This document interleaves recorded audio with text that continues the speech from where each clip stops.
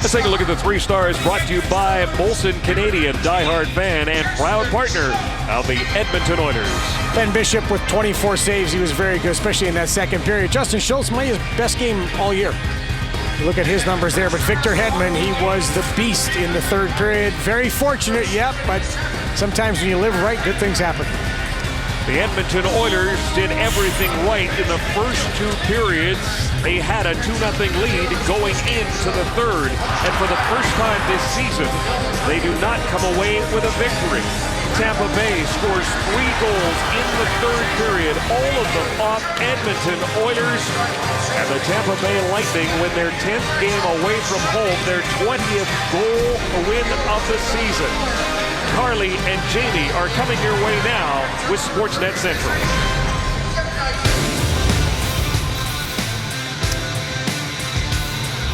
Thank you, Kevin. Welcome inside the Sportsnet Central Studios, this post-game edition featuring the Edmonton Oilers. The Blue Jays made a big trade tonight. We'll get to that later, but this is a hockey post-game show.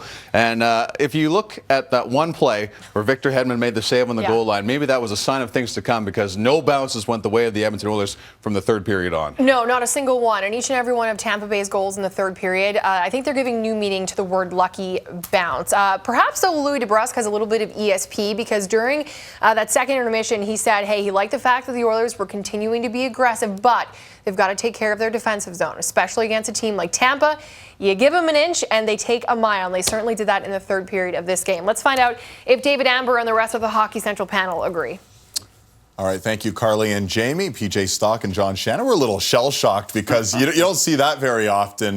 Many bad bounces, a disheartening loss, to say the least, for the Edmonton Oilers. And maybe they're going to look back at, obviously, the own goals, which we'll get to in a minute, but also the missed opportunities, guys. They had a chance to take a 3, possibly a 4-goal lead, and that's maybe what they're going to be kicking themselves about tomorrow. Well, they're going to be kicking themselves about a lot of things. Yeah. But they had some opportunities when they had the lead to kind of grow that lead, and they missed some incredible opportunities. Of course, the Hedman save everyone's going to be talking about, but 2-on-1s, like not getting shots off. When you got Hall right there, that's got to be a shot. And then this one here, Draisaitl and Hedman, I mean, that's the save of the year, though it's from a defenseman. And then coming down, ringing one off the crossbar, one where Bishop never sees anything. Then a breakaway by Purcell comes in, doesn't get a shot on net, gets the puck to the front after.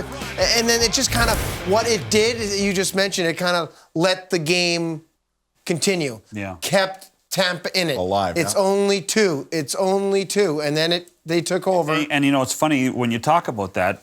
As the game went on, Ben Bishop got better.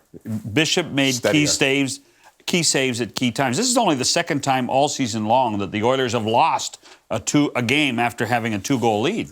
Question for you. How many hockey games do you think you guys have seen? How many? Yeah. Thousands? Fair to say thousands? 5,000. 6,000. I'm going to have 5,001. Have you ever seen a team... What is this, The Price is Right? Have you guys ever seen a team in a game, let alone in a period, 3 own goals, 3 deflections past their own goalie? I mean, this is something I've never seen before. It's, again, you let them in the game, you kept them, you had some chances to put them away, and then a little ricochet romance. 3 goals. Davidson. Off 3 players. Hall. All Oilers. Top shelf, though. I'll take that. That's a nice goal. You can't blame Talbot for any of them. For any of this. But positive notes for Edmonton, you can't really blame yourself all that much either. These are all, you're in good positioning. Nurse. That's just... You guys have never seen that, right? No. I don't think off the top of my head, no. In my 5,001 games... By the way, if there was one player, though, that you really noticed from the beginning of the game, and I know he got the save of the night and the save of the year, maybe, but Victor Hedman's a monster. Yes. Let's face it, played more ice than any other player, 22-25 this night.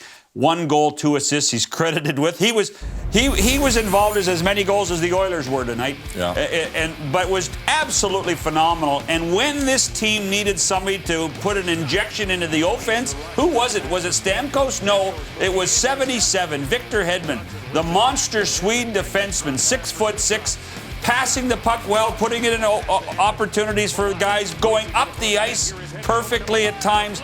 I could not believe how active he was tonight and how much of a factor he was for the Tampa Bay Lightning, more so than the triplets, more so than Stamkos. If anybody deserves credit for the way this team played tonight, it was Victor Hedman. And when they go to Vancouver, if you have any scouting report, just worry about number 77. Well, I can tell you, Steven Stamkos' 4th game-winning goal of the year. It wasn't the prettiest goal he's ever scored, but it doesn't matter. It was a huge goal. It was the game winner, and he's down at Rexall Place with Gene Principe. Gene?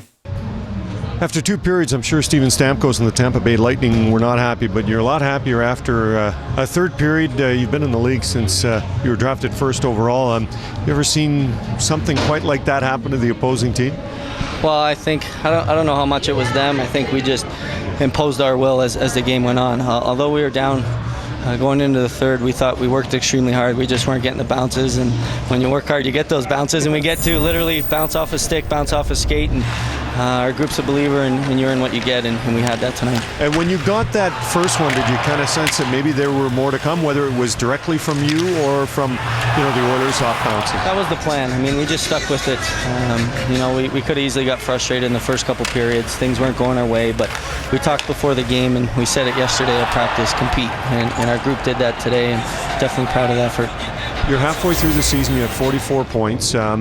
Not so much how many do you think you need in the second half, but how do you feel about where you are? Well, we need a consistent effort like we had tonight moving forward. We see what we can do when we put a consistent effort together. So we know it's going to be an uphill climb, but I think today was hopefully a step in the right direction for our group. I won't ask you about your contract because lots of people do. People have been asking about Jonathan Drouin. There's a lot going on for the Stanley Cup finalists. How do you feel about the way you and others are handling it? I think we've done a great job as a group, and that's the key word. The team comes to the rink every day willing to work, and we're a close bunch as you can see, but we do realize we have to play a lot better, and we've let nothing creep in the room, and that's a testament to our whole group. Stephen, thanks for this. Thank you.